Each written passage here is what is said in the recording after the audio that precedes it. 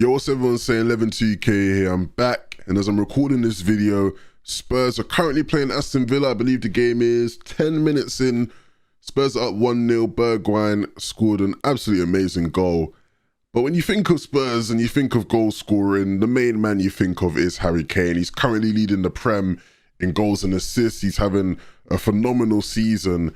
And I think if it wasn't for how bad Spurs have been in the Premier League, he'd definitely be more of a consideration for Player of the Year, if not already a favourite for Player of the Year. I think what's on everyone's minds, though, is obviously Harry Kane requesting a transfer from Spurs. And whether that's even true, what is going on with all of that, I think based off of the reports we've heard from Sky Sports and from people like Romano, it's clear that Harry Kane is clearly interested in leaving Spurs as soon as possible. But in the pre-match interviews coming up to the game and from, Tottenham Hotspur representatives and spokespeople, it's clear that Harry actually hasn't made an official sort of transfer request. And so, Daniel Levy's Spurs are approaching the situation as if, there isn't any interest for Spurs to leave, right? And of course they'd want to do that. Nobody wants to let go of arguably the best striker in the world, or at least one of the best strikers in the world, definitely the best striker in the Premier League. And I think when you look at the whole situation as a whole, it must be really disappointing for Spurs fans, right? Kane has always said at Spurs he's willing to stay as long as the club feels, or as long as he feels the club is, putting in their best efforts in order to compete and in order to strive to be a successful club. And I think with Mourinho being appointed to the job, it was clear that Kane and Mourinho had a really good relationship. Forget all or nothing, right? In general, I think if you look at just what Mourinho is as a manager, it's everything you want if you're someone like Kane who's been desperate to win trophies at a club you like Spurs. And I definitely think the sacking of Mourinho would have really bothered Kane, right? He got you to a cup final, the first one you've played in ages, and, he's sacked right before. He doesn't even get the chance to fulfill that. He doesn't get more time to win trophies. I think you look at Mourinho will win you trophies. He will just win you trophies. Of course, there's always potential he'll lose the dressing room and things get toxic and whatnot, but at the end of the day, he'll win you trophies, and I think Kane would have definitely been affected by that. I think that sacking may have rubbed him the wrong way, and if you just look at what Spurs have been over the past year and a bit, it's not been amazing. It's not been amazing, and I think he'll always be looking around him, right? He'll be looking at people like Kyle Walker, right, who were at Spurs, left for Man City, won everything there is to win, or except for the Champions League, but obviously Kyle Walker's now going to be playing in a Champions League final, right? He'll be looking at, we might not even play it, but you get what I'm trying to say, right? He'd be looking at people like Gareth Bale, who's on his team, right? Gareth Bale was at Spurs, was the star man, left and won literally everything there is to win, right? So he'll be looking around him, and he's probably been looking around him for a while and feeling like, hey, I could be doing better. I should be doing better. And I think now is probably the time that he's decided to make that decision. It's interesting that there's not been an official request made yet. But regardless, I do think there'll be talks regarding to, him sort of leaving. I do trust, Sky Sports. I do trust Romano when they're saying that Man City and Chelsea and Man United have interest, especially with Man City. I think in the past sort of 24 hours, it really seems like Man City's taken the lead on this one. And it makes sense, right? Man City are in desperate need for a striker, right? With Sergio Aguero walking out the door, with Gabriel Jesus' failings, Pep's talking in interviews about, Ferran Torres becoming a striker. And, obviously Ferran Torres has got a lot of talent, but clearly, right, they are in need of a striker. And Harry Kane, I think, would fit the bill really well for them. I think, theoretically speaking, if Spurs was to get, if Kane was to go to Man City, I think they'd instantly just be a favourite for every single competition by a long mile. The biggest thing for me is what happens this summer. With the way we've heard sort of Ryan Mason speak about things, with what we know about how Daniel Levy is as an executive, they're not going to want to let him go. And if they are willing to let him go, they're not going to let him go without there being a huge fee involved. There's going to have to be a large sum of money involved in any sort of deal regarding Kane. upwards of 120 million, right? We're talking breaking the record for an English player. We're talking, just record transfers for the Premier League, these kind of things. And at the moment, what sort of clubs can afford to do that? I think, the three obvious clubs are the ones that are, sort of linked to him now in terms of it being, if on the Premier League side of things, Chelsea, Man City, and Man United. I think when you look outside the Premier League, the only other club would be PSG. But does Harry Kane leave the Premier League? I don't think so. I think a lot of you watching will probably agree and say, I don't think so. I don't think he wants to leave the Premier League.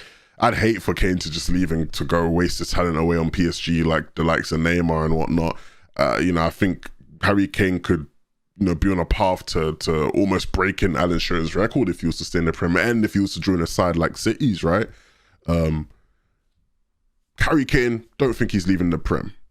And if he's not leaving the Prem, I've heard in the past that Daniel Levy isn't even willing to sell to a Premier League team if he was ever forced to sell Harry Kane.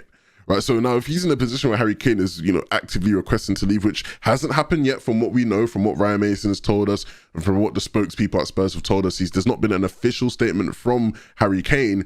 But if he's willing to leave, if he's expressing a willingness to leave to, his representatives, his agents and whatnot, then there may come a time where that conversation does happen with the Tottenham Hotspurs upper management during the summer. And when that conversation does come, there's going to be real sort of, there's going to be a tension there because, if they're not willing to sell to a Prem side, they're going to potentially price him out of a deal. There's a very good chance that he could just be priced out of a deal. There's a good chance that Man United, and as a Man United fan, I don't hope we sign him, as much as he's a world-class striker, we just committed to Edison Cavani. I think we've got to spend that sort of money elsewhere. Chelsea, will Harry Kane be willing to go to a London rival, right? Will he leave, leaving Spurs is going to leave a bitter taste in the mouths of Spurs fans regardless, right? Regardless. Especially if it is sort of him sort of forcing a move and not at least like letting his contract run down. That's going to leave sort of a bitter taste there.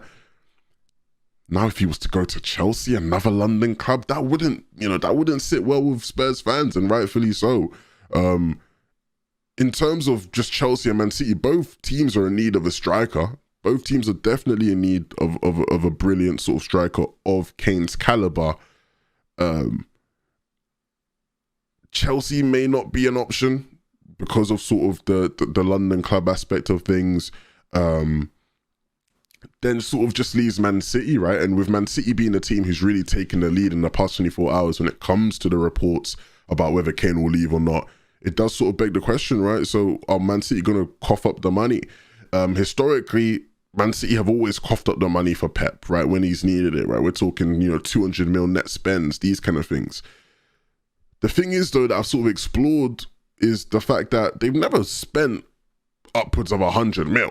Never come close to it, really, right? Their record transfer signing is, I believe, Kevin De Bruyne for around 68, around 70 mil, right? That's the most they've ever spent on a player. And I think Kane is definitely worthy of the price tag of 100 mil plus. 100% he's worth that. Are Man City gonna pay that amount of money? From earlier this season when we saw Guardiola discussing Haaland, right, in that situation, they're talking about that being way too much money and whatnot. I think Man City have always shown that they'll be willing to spend money, but sensibly. And they may be a scenario where they don't see, 100. Apologies, guys. Reguilon just scored an own goal, so I just sort of lost my bearings. I was trying to figure out what happened, but score is now 1-1 as I'm recording this in the match. Just continue. Yeah, there's a good, chance that Man City don't see 100 mil, or something above that even being a sensible transfer for them, based off of the way they've spent in the past. Now, what I will say to sort of counteract that argument is the fact that they've never actually been in a position where maybe it was needed to do that, right? They've never been in a position where it would have made sense to do that. They've always had sort of, Sergio Aguero to be the striker that they needed, right? It's, it's only in this recent season where it really has felt like they are lacking something major up front. Even last season, it did sort of feel like that in certain moments, but maybe not as bad. This season, it's really sort of, full-on Football Manager strikerless formation type shit, right?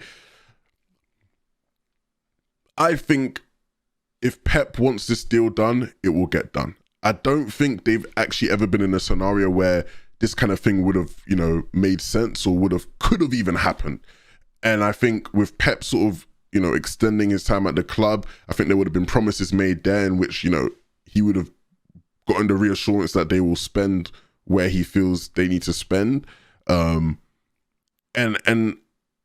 I don't think it'd be too unreasonable for them to spend that money on Kane, even though it's far more than they've ever really spent on a player in one singular transaction, right? I do really feel like it would be the right decision for them. There's not many areas in which Man City have to strengthen their squad, right? And so to spend that sort of money on Kane, I think would be the icing on the cake for them, right? It you know, I remember back in, you know, when Man United, we lost the Premier League title to Man City on goal difference, right? Obviously, Man City was sort of the better team, but, you know, we were still a very competitive team. And we went out in that summer and we brought in Van Persie to be the icing on the cake, right? To be that sort of just the serial goal scorer that would just create a gap between us and everyone else. Harry Kane can be that for Man City. And they've already won, potentially, the Champions League and the Premier League. They've already won the Premier League, but they potentially could win the Champions League on top of that. Now you put the icing on the cake of Harry Kane.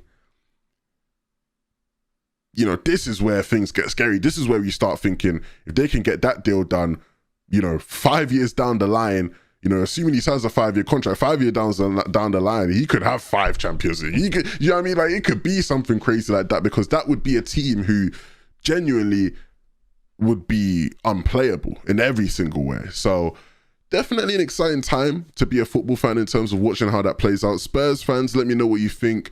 Let me know, you know, if you're not a Spurs fan, where do you think Harry Kane can end up? Do you think he should leave Spurs? Either way, I've been your boy 112K. Be sure to like, subscribe, follow me on 112K, follow me on TikTok, follow me on Instagram. Appreciate you guys all. See you guys soon.